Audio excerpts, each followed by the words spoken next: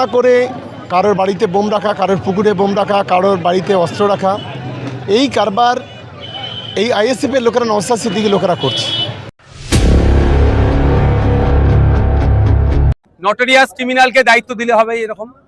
এর আগে কি ভাঙড়ে তৃণমূল ছিল না? ওরা যতই যাই করুক, ভাঙড় বিধানসভা আগামী দিনে তৃণমূল কংগ্রেস জিতবে। মানুষ মমতা বন্দ্যোপাধ্যায়, অভিষেক বন্দ্যোপাধ্যায়ের পাশে আছে। আইএসএফ এর কোনো ছেলে যদি বোম বাঁধা কাজে যুক্ত থাকে তাকে তুলে নিয়ে গিয়ে জেলের মধ্যে রেখে দিক, জেলের মধ্যে পচিয়ে মারুক। আমি তো বলছি,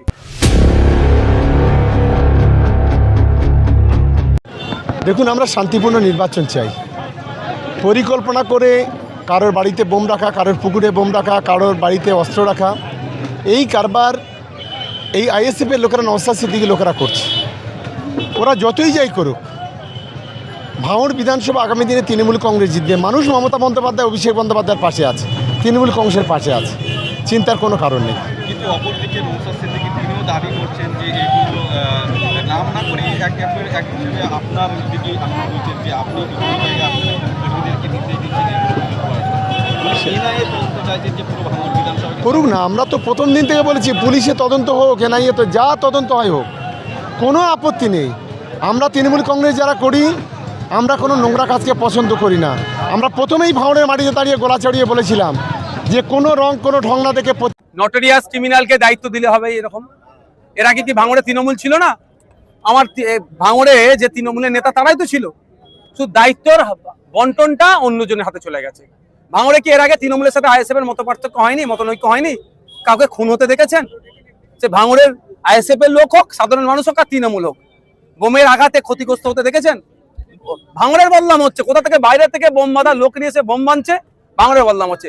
গতকালকেই মনে হয় দেখলাম 85টার উপরে নাকি বোম উদ্ধার হয়েছে। কার বদনাম হচ্ছে? ভাঙড়বাসীর বদনাম হচ্ছে। তো এই যে নোংরামি করছে, এর জবাব ভাঙড়ের মানুষকে ঐক্যবদ্ধ হয়ে দিতে হবে। আমি তো বারবার বলছি এনআইএ ইনভেস্টিগেশন করুক, দুধকে দুধ পানিকে পানি করে দিক না।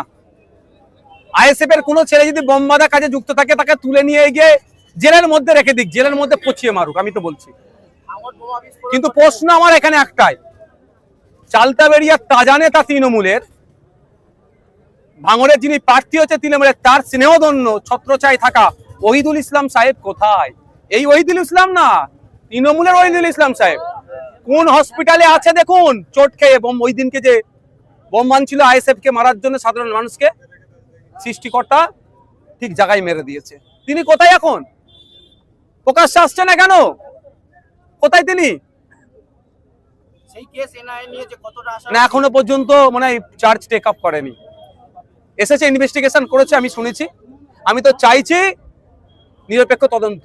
আর এই হচ্ছে নওশাদ সিদ্দিকী বলেছে সেন্ট্রাল ফোর্স, স্টেট ফোর্স লাগিয়ে চিরুনি তল্লাশি হোক, ভাঙড়ে চিরুনি তল্লাশি হোক, যা বোম গুলি পিস্তল আছে উদ্ধার হোক। যদি আইএসএফ এর ছেলের কাছেও থাকে সেটাও উদ্ধার করুক, কারণ ভাঙড়ের মানুষ অশান্তির আগুনে না জ্বলে। আমি চাইবো। আমি ছুটে গিয়েছিলাম মমতা ব্যানার্জির কাছে, তার মূল্যবান সময় হয়নি, যে প্রয়োজনে আমি ভাঙড় থেকে প্রার্থী তুলে নেবো, ভাঙড়ে হিংসা থামান। আমি সেই ছেলে, একটু মাথায় রাখবেন। আর কারো কোনো কোশ্চেন?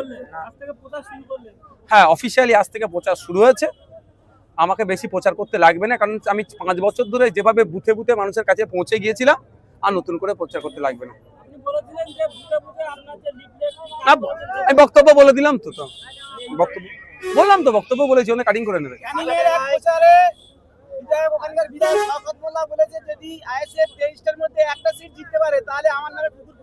আমি একটা কথা বলবো, আমরা অত খারাপ হয়ে যায়নি কোনো মানুষের নামে কুকুর পুষবো। 1 নম্বর কথা। 2021 সালে অত খারাপ, আমরা অত নিকৃষ্ট হয়ে যায়নি, আর হবো না। তবে বালহুম আদল, চতুষ্পদ জানোয়ারের থেকেও খারাপ আছে মানুষ, কিছু মানুষ। তার কোন কোটায় পড়বে না করবে আপনারা ধরে নিতে হবে। সবটা বলবো না। 1 নম্বর কথা, 2021 সালে স্টেজে উঠে বলেছিল, সেই ভিডিও রেকর্ড আমাদের কাছে আছে, যদি ভাঙড় থেকে নওশাদ সিদ্দিকী জিততে পারে ওর সার্টিফিকেট ছিঁড়ে ফেলে দেবো। উনি বলেছিলেন, উনি আতঙ্কে আছে। ভাঙড় তো যাচ্ছেই হাতছাড়া হয়েছে, এখন ক্যানিং আর আটকাতে পারবে না।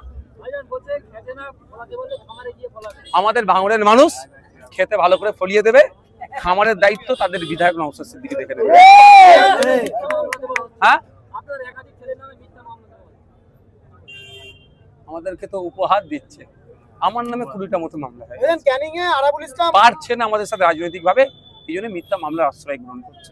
ক্যানিং এ আইএসএফ এর পক্ষ থেকে আরাবুল ইসলাম প্রার্থী হয়েছেন, তিনি প্রচারে গেলেন, সেখানে বাধার মুখে পড়তে হচ্ছে, কি বলবেন? কেন বাধার মুখে পড়তে হচ্ছে, কেন এটা তো বুঝতে হবে।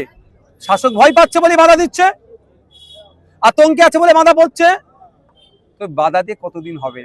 নির্বাচন কমিশন অনেক বড় বড় কথা বলছে, সুন্দর সুন্দর কথা। নির্বাচন কমিশনকে দায়িত্ব নিতে হবে শান্তিপূর্ণ ভোট করার, আর না নিতে পারলে নির্বাচন কমিশনের ওই ধরনের ডায়লগবাজি বন্ধ করতে হবে। শওকত মোল্লা বলছে যে আরাবুল ইসলাম নাকি মোস্তানি করছে ক্যানিং এ, কি বলবেন?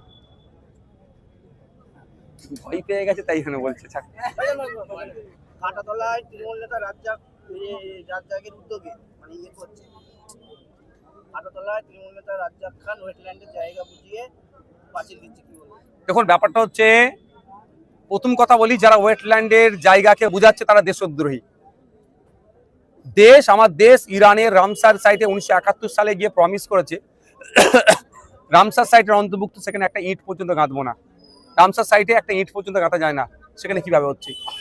ব্যবতা টু বামনঘাটা, ওখানকার মানুষের সাথে কথা হয়েছে, কাগজ রেডি হচ্ছে, আমি মামলা করবো, এবং বলেছি ওদেরকে আমি বিধায়ক হওয়ার ভোট চাওয়ার জন্য বলছি না, কাগজ সব রেডি করছে, মামলা করব। যারা 20 বছর, 30 বছর, 50 বছর, 100 বছর আছে, 2 ভাই ছিল, 2টো রুম, 4টে ছেলে হয়েছে, একটা এক্সট্রা রুম করতে পারছে না, মহিলারা টয়লেট করবে, টয়লেট তৈরি করতে পারছে না, যায় ওখানে টয়লেট করবে, পানির কল পুঁতবে, সেটা মুছতে দিচ্ছে না, আর ওখানে ঘিরে বড় বড় প্রমোটিং হয়ে যাচ্ছে, কিভাবে হচ্ছে? এটা বন্ধ করতে হবে, এই জন্য আমি মামলা করব, আটকাবো।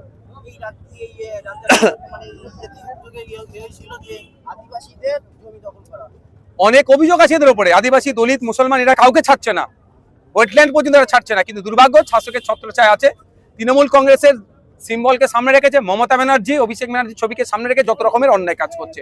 প্রশাসনকে বলবে একটু কঠোর হন, নাহলে কিন্তু এর উত্তর আপনাকে দিতে হবে। এপিক নাম্বার মারার পরে সেখানে দেখা যাচ্ছে ডিলেটেড, কিন্তু অভিষেক বন্দ্যোপাধ্যায়ের এপিক নাম্বার মারার পরে দেখা যাচ্ছে অ্যাডজুডিকেশন, কি বলবেন? এখন গত রাত্রিরে মনে হয় পশ্চিমবাংলার একাধিক মানুষের ওই আন্ডার অ্যাডজুডিকেশন হয়েছিল, আবার কেউ পোস্ট মানে এগুলো করছিল নাকি এটা টেকনিক্যাল এররের জন্য। আজ থেকে মনে হয় ওই কথাটা নেই। এবার কথা হচ্ছে, একটা কথা আমি বলবো, বিরোধী দলনেতা শুভেন্দু অধিকারী হতে পারে বা অভিষেক ব্যানার্জি হতে পারে, ব্যক্তিগত লড়াই আমার কারোর সাথে নাই, রাজনৈতিক লড়াই, রাজনৈতিকভাবে এদের বিরুদ্ধে আমি লড়ি। কিন্তু এতটুকুই, আর্টিকেল 326 ভারতবর্ষের সংবিধান ভারতীয় নাগরিক 18 বছরের ঊর্ধ্বে ভোটদানের স্বাধীনতা দিচ্ছে, কোনো রকমভাবে ওই স্বাধীনতা কেউ কেড়ে নিতে পারবে না। তা কেড়ে নেওয়ার চেষ্টা হচ্ছে, আমরা আইনি লড়াই করছি, কলকাতা হাইকোর্ট থেকে দিল্লি সুপ্রিম কোর্ট পর্যন্ত। বাচ্চাটাকে সরিয়ে নাও না ক্যামেরার সামনে। বিরোধীরা বলছে যে আইএসএফ এর নিজস্ব কোনো ক্যান্ডিডেট না থাকার ফলে হরিপাল, এদিকে দেগঙ্গা এবং ক্যানিং পূর্বে তৃণমূল থেকে আসা হচ্ছে নেতাদের, তাদের হচ্ছে ক্যান্ডিডেট করছে, কি বলবেন? আরেকবার বলেন। বিরোধীরা বলছে আইএসএফ এর নিজস্ব কোনো ক্যান্ডিডেট নেই, স্বচ্ছ, টিএমসি থেকে নিয়ে আসা হরিপাল বিধানসভা, এদিকে দেগঙ্গা, এদিকে আপনার ক্যানিং পূর্ব, সেখানে আছে